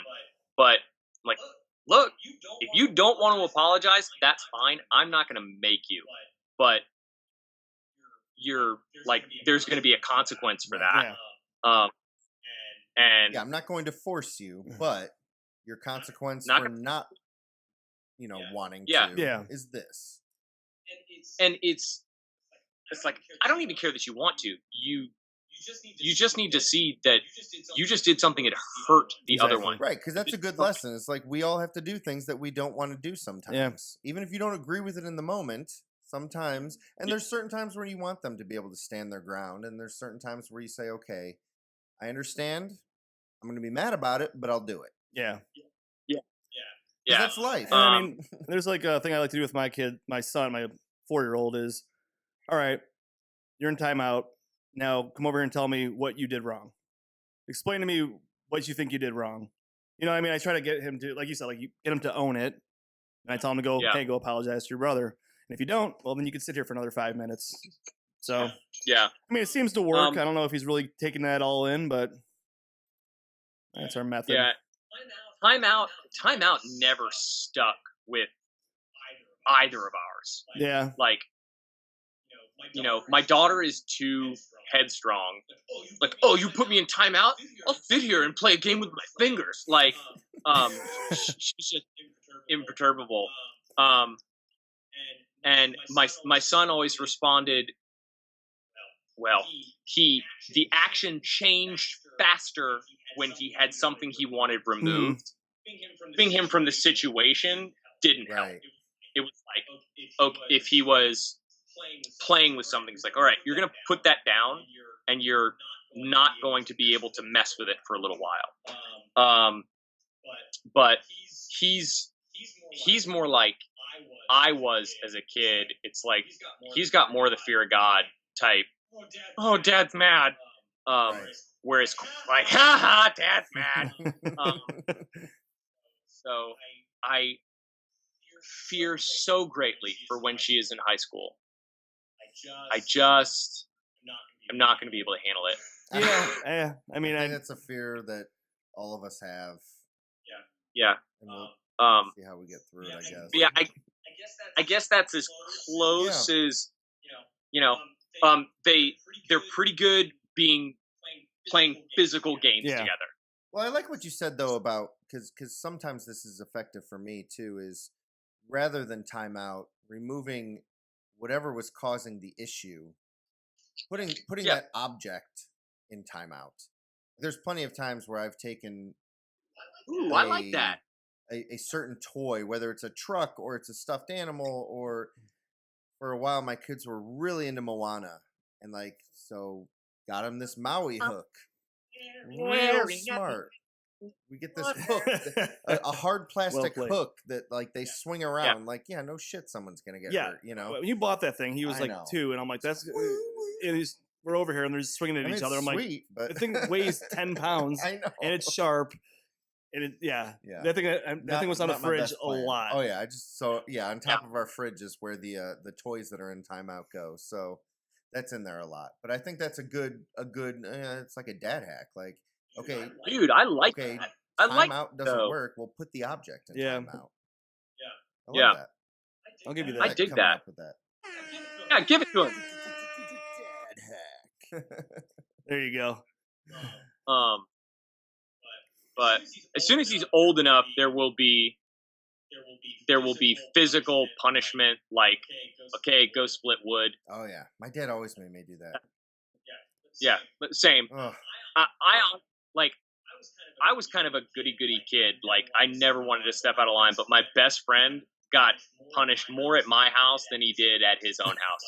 Like, we played soccer together, and he was kind of an enforcer.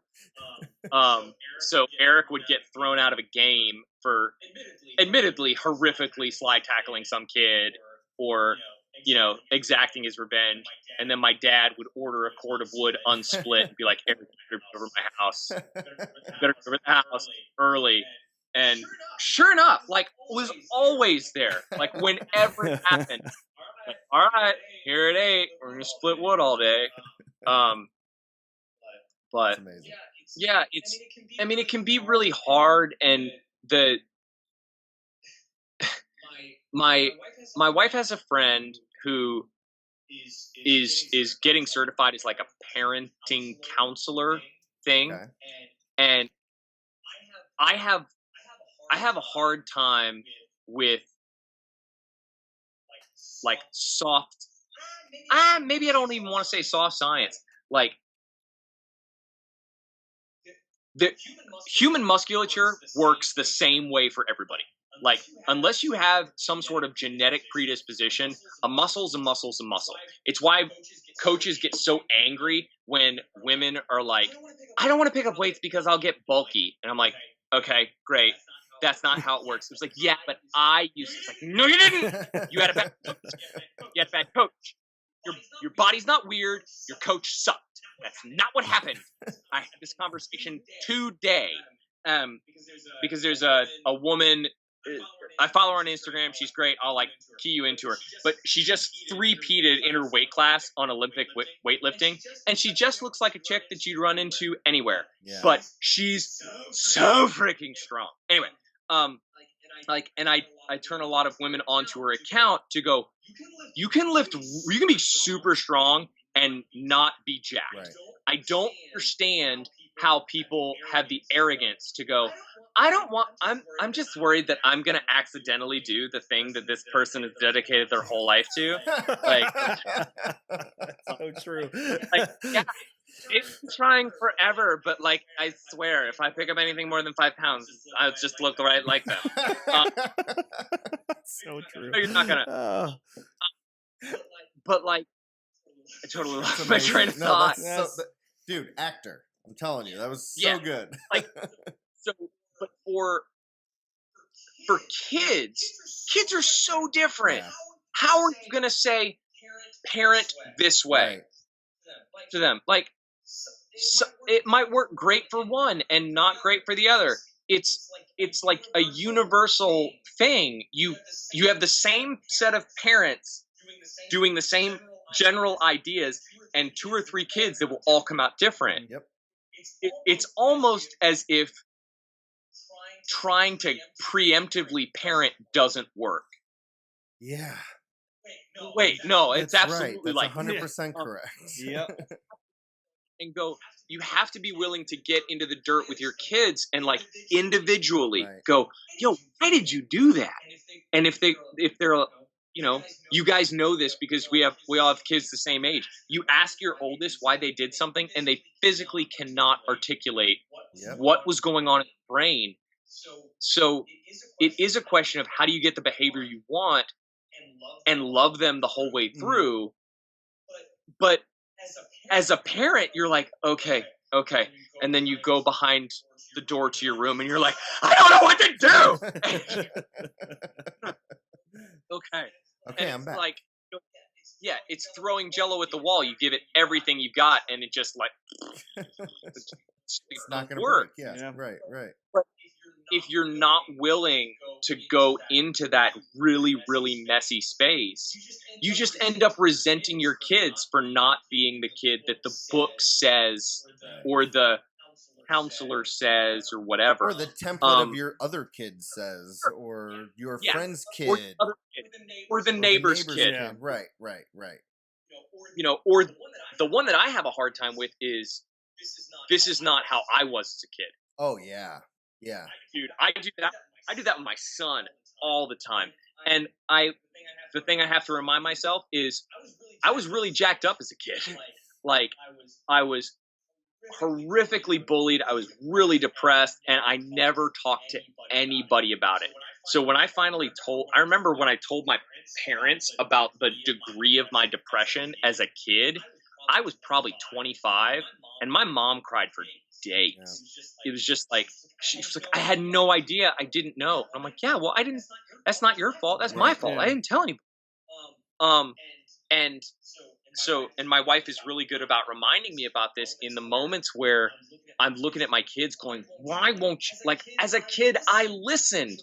She'll be like, yeah, but as a kid you hated yourself and you wanted to die, so do you really want them to listen that much? And putting in that context, it's like, no, I'll handle some kickback. Right. Yeah. Like, Right. I want my kids to be vocal about their not understanding, because I wasn't, and I didn't understand. I just was like, shut up, do it. Yeah, Head yeah. down, be quiet. Just do it. The room and be Yeah, silent. Right. Um, Well, that's So- fantastic. I mean, that's good to have not only your own self awareness about it, but then have your wife or have a partner in this life, in this parenting thing that understands it as well. Because we all need reminders. Oh, we I do do, the and same stuff all that the goes time. that goes both ways. I mean, sometimes wife might think something like Oh, that, yeah. or vice versa. So I 100%. mean, I know there's times all the time like, I don't understand why he doesn't like to do this like I did. Like you said before, like, why isn't he like me? And Yeah. like, I- I don't know. He's 3. Yeah. Like, Yeah. give him a break. He doesn't know things. Like, this stuff, like, kids are stupid. If we could just agree, kids are stupid. It's not like Yeah. willful. They don't know a lot of Right. things. For the first year of their life, every moment of gas is literally the worst thing that's ever happened in their whole Yeah. life, and they can't speak. So of course they're gonna cry their face Sure. off. They're like, dying, totally dying right now. No, if you just understood how your gastrointestinal tract worked, like, it's totally not a big deal. What's that mean? Explode. If you could just get them to transition to adult life where every instance of gas is just hilarious, Exactly. they would be much better off. Can I tell you? So my daughter thinks farts are so much funnier than my son. He's just like, yeah, I farted. My daughter, apparently this morning, while she was being driven to daycare, my wife takes her to daycare, and she let out a long, like, burbling fart. And to the point where my wife said she thought something was rolling around in the back. And she looks back and goes, Cora, did you fart? And she goes, yep, just a bunch of brown bubbles. It's a pretty good line right there. But my wife was like, I'd never thought about it like that. But of course the bubbles of farts would be Why brown. wouldn't they be? Yeah. Of course they would. Like, my daughter was full of them today. I asked her if she liked something she was eating, and she was like, I give it a thumbs middle. It's pretty good. My kids do the The thumbs most up, thumbs profound down thing all the thing I've time. ever I haven't seen. gotten a middle. Yeah, and I was like, did you just say thumbs middle? And she goes, yeah, it's not like this or like this. Like, Okay. I just love the stuff that the kids say. Just it's Oh, amazing. Dude. just to dive into a kid's mind. I mean, yesterday we were putting up our Halloween decorations. My son's been talking about it for weeks. So I'm like, all right, tomorrow's October. We can get it going. So I'm like, all right, man. So what do you think? We're done. He's like, it's pretty good. It's pretty good. He's like, it so was amazing. he goes, I'm going to go to bed. I'm like, all right. It's like, yeah, it's pretty good. Like, okay. But I don't even know. The thing he He's does now is like, he satisfied. does like this a lot now. Like, I don't. Yeah. Whatever. Not sure what to do with my Just hands. get That's awesome. It is the best though, man. So, So, Shawn, one of the segments that we do is a proud dad moment. I feel like he's we've nailed done dad hacks already, so I feel you've like done a few dad hacks for us. If you have like a probably specific 5. one, we'll get to it. But definitely, what we like to do is a proud dad moment, and I guess keep in mind that could be for proud of your kids. It could be proud of you. It could be proud of your wife. Just something as a father that you've been proud of, let's say over With the your last family. 12 months. Like something that's really stuck out at you.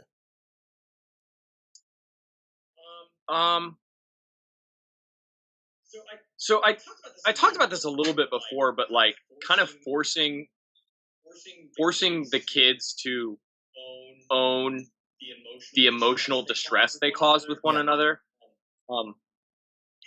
has led to, and I can't take a ton of credit for that. Like my wife really got that ball rolling, but to see without parental guidance my son look at how he's like emotionally damaged his sister sometimes can be incredibly profound and vicious, and like feel it and go and apologize. To see that happen at 6 and 4, Yeah. like, okay, that's, and it's like once every 3 months you're like, oh, it feels like such a victory to Right. not have to browbeat them into behaving the way that you want. Yeah, You know what I'm yeah. saying? But have it organically go, oh, it just happened. Like, there it is. Oh, you know what? Screw that. My son can make eggs. Emotional stuff notwithstanding, my son can scramble eggs. Nice. And he's good. So we'll keep the emotional maturity, but he also can like start to finish scramble eggs at 6. Like solid And now too. Like, dude, it's yeah, good. nice. Like, only thing that he's not 100% on is like getting the pan up off the burner onto the plate. Okay. So yeah. That's but like I'll grab some coffee on a Saturday and like go read on the front porch. My wife and I are out there, and he'll come out and be like, "Hey, Dad, I want to make some eggs. You want some eggs? How many eggs do you want?" What? Yeah, that's I just want some that's eggs. amazing. 4 eggs, buddy, please. And then he'll like come back and open the door and go, "Dad, they're ready. Can you get them out of the pan?" Yes, I He's like, can. we'll work on that part. Now he needs to learn how to make you some coffee and get you the paper. So yeah, it's that's a pretty That's cool. awesome. That is awesome. Emotional maturity should probably take the lead spot, but I eat a lot of eggs. So. I mean, No, that's- you know what there's though? nothing I wrong- mean, I think that's the beauty of this like little spot that we do is we try and force guys to think of something they're actually proud of, and it either goes one of two ways, and it's either something super deep, like your first part, or it's something like my kid can make eggs. Do you know what I mean? And I think both have such value to it. Absolutely. Because they're learning a skill one way or the other, and in turn what that really means is that you as a parent have taught them something that they've now grasped. Mm-hmm.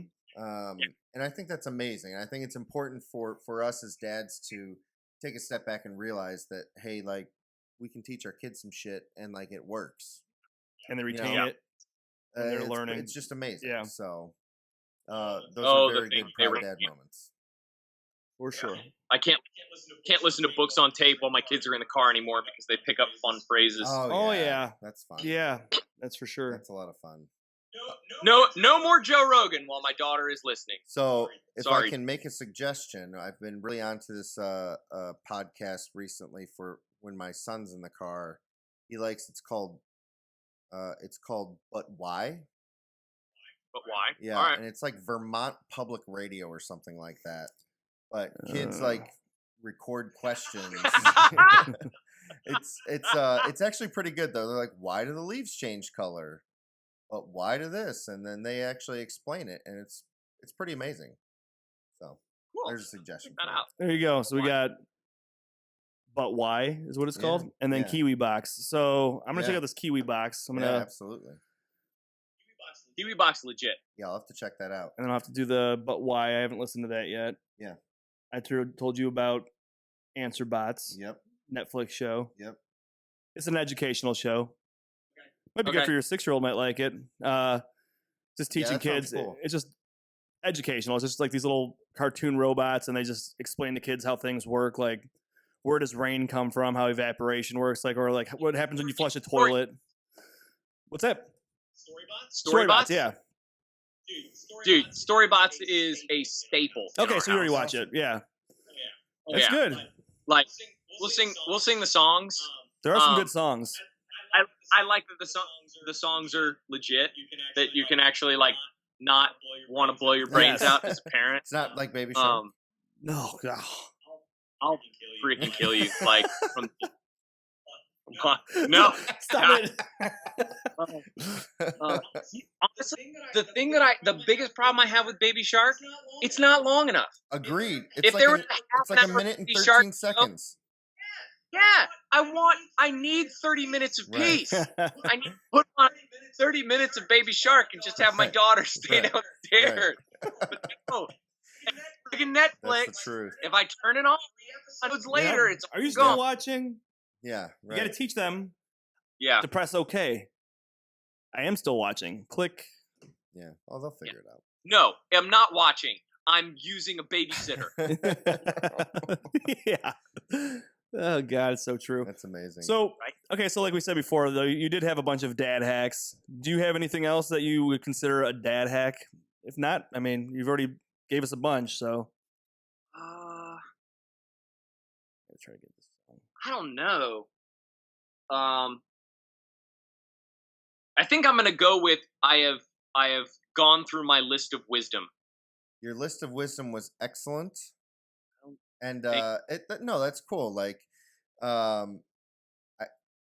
like what we kind of came up together was the timeout for a toy or an object I'm out for a toy. versus Good one. versus the actual child. Like I think Yeah. that's really effective for us, and I didn't really think about it until you said it that way. So Yeah. Yeah. The other one, and it's still untested, but the first time you gave me the nod was just going, okay, we're acquiescing to give him something we're not quite sure about in the video game, right? but ensure like its existence is contingent on something else. Whatever it is. Right. That's really good because I mean that's kind of how life works too. Like you want something, here's what you have to do. Yeah. Yeah. Right. Like here's how you achieve that goal. Exactly. So I think that's a really good one too. Yes, and I will go back to that and say, Nice. there you go. All right, Got Shawn. it. Well, this has You been got it. amazing. Do you want to take a few seconds and shout anything out? Tell people where to find you. I'm most active on Instagram, so it's at Bamfhammer, BAMF Hammer. You can find us there, and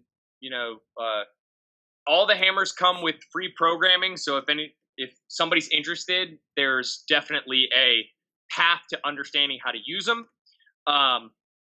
And other than that, Atlanta listeners, let me reach out. We'll get together and just smash. It's the city gets pretty small, so I've always got hammers with me. But other than that, I don't know. I think that's everything. That's awesome. Yeah. No, I appreciate it, we appreciate you coming on. This is awesome, and thank you for being the first to Skype with us. I mean, awesome. I hope we can do huge. more of this because this actually kind of worked out, and we had the option of going only audio. I'm glad we did this, which would have been fine, but I think we got to take a peek into your workshop, which was kind of cool. Face to face, we saw you break your wife's charger. You said, "Yeah, I totally did." Sorry about that. And it's an Apple one, so it's really expensive. Hey, here's a fun story for your listeners. Yeah. So in the pursuit of setting up Skype, I have a laptop made by Google, and Google does not support Skype. But one of your talking dads, we won't say which one, let's say they can own it themselves, was like, "Oh no, can you not," when I was explaining my problems, like, "Oh no, can you not put Skype on a Mac? Is that going to be a problem? That's what I was going to do." I was like, what do I say? I don't but it's like, no, it should be fine on your Mac, Google. Yeah. But anyway, oh no. Broke off the little tabby. It's still functional, right? Maybe. Yeah. Yes. I might be able to fix it. It depends on how badly broken it is.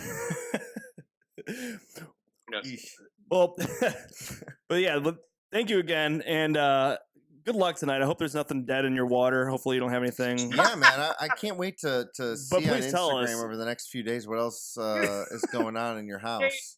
October. There's 31 days in October. Right. Yeah, you got a long way to go, man. A long way. I guess it means I just have to drink bourbon to make sure it kills all the bacteria. Yes. That's not a bad idea. Another dad hack. I see? love it. Well, Yeah. Sean, you're amazing dad. You got a lot of cool shit going on. Very cool that we ended up connecting. Absolutely. Again, shout out to Anthony, who is how we found you. So not my dad, Bod. Good dude over there. So your episode with him was great. Yeah, it was. He's great, man. That guy's doing a lot of great stuff. I love it. Yeah, he really is. He's a good guy. Yeah. Anything else, Steve? No, I'd say just the usual. Good? So everybody, make sure you subscribe on YouTube. Yes. Follow us on Facebook, Instagram. Follow us on all your favorite podcasts. I mean, we're on. Yeah, we're on all of them. We're on Apple, Google, Stitcher, iHeartRadio. Hey. I think more of them. I don't know. Follow us on all that. Yeah. And thank you for coming on again. And follow at Bam. Is it at Bam Hammer on everything? Yeah. Okay, yeah. very cool. So yeah. we'll throw it up on the show link. Throw it across. So Bam Hammer, stuff is really cool. If you haven't checked out our video of us getting our asses is that thing kicked, still going around, by the way? Yeah, the Sisterhood of the Traveling Hammer is happening. It's on its way to New Jersey. Awesome. There's another podcast that was interested in it called Steel Mace Nation, and they specifically talk about mace training and that cool. that type of work that the Hammer is part of. So they're gonna try it out, and then we're gonna chat about it, and then I think it's going to Texas and then California. Wow. That's awesome. So good for you, man. That's so awesome. That is great. That's so awesome. I think it's going to take off. So thanks. I hope so. Absolutely. For sure. All right, Sean. I appreciate all your time for Steve and for myself. We are the Talking 24. Dads. 24. In the appreciate book. you. Let's get a little bit extra here so we can raise a glass before we play us out here. A little bit. All right, Sean. Keep doing your thing, man. Appreciate you. Cheers, guys. Clank it. Cheers. Right, man. Hey guys, if you like what you just heard or watched, please don't be shy. Give us a like, subscribe, follow us on our social media pages, and drop us some comments, literally, about anything. Your support means the world to us and legit keeps us going. And most of all, thank you for all of your support.